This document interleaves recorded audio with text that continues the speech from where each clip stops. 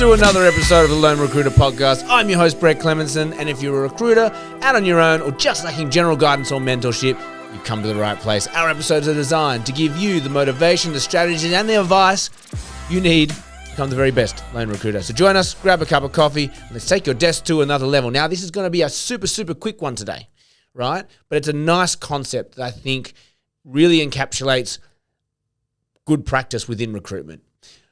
When we have a candidate and we get them an interview and we get them on second interview and we get them an offer, what is happening, I like to call that a one-on-one, right? You got one option for one candidate. That candidate's decision-making process is, do I stay where I'm at or do I take this new shiny option, right? Do I stay where I'm at or do I take this option? That's their decision, right? When you get a candidate multiple options, two options, an option with company A, an option with company B, an option with company C, right? You're going to get them multiple options. They go from, do I stay where I'm at or do I go to the new job, to which one of these am I going to take?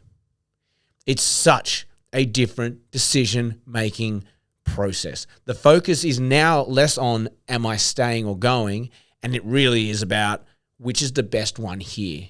Your odds of securing that placement go through the roof. The control you have with a candidate in terms of what the options out there are goes through the roof.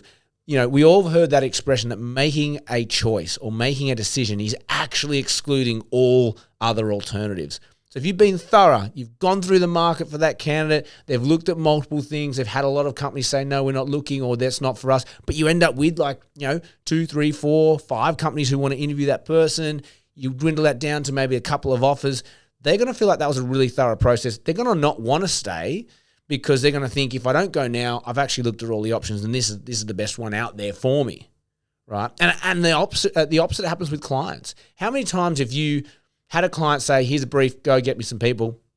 You only come up with one. It's a great candidate, perfect candidate, but the client or the company's still sitting there going, do we hire this person or do we wait and see who else is out there? As opposed to if you had brought that client 3 options that were all very good, their brain goes to, all right, which one of these is the best for us? Choice is the power when you're a recruiter. It gives you a lot of control. It gives you a lot of influence, and you're going to get a higher rate of success by having choice. So if you're sitting there right now today, look at your desk. What candidates have you got on interview? Have you got them multiple options? If you've got a candidate and they've got one option and that's all you've got for them, I would actually sit down after this episode and I would think, what else can I do with this candidate?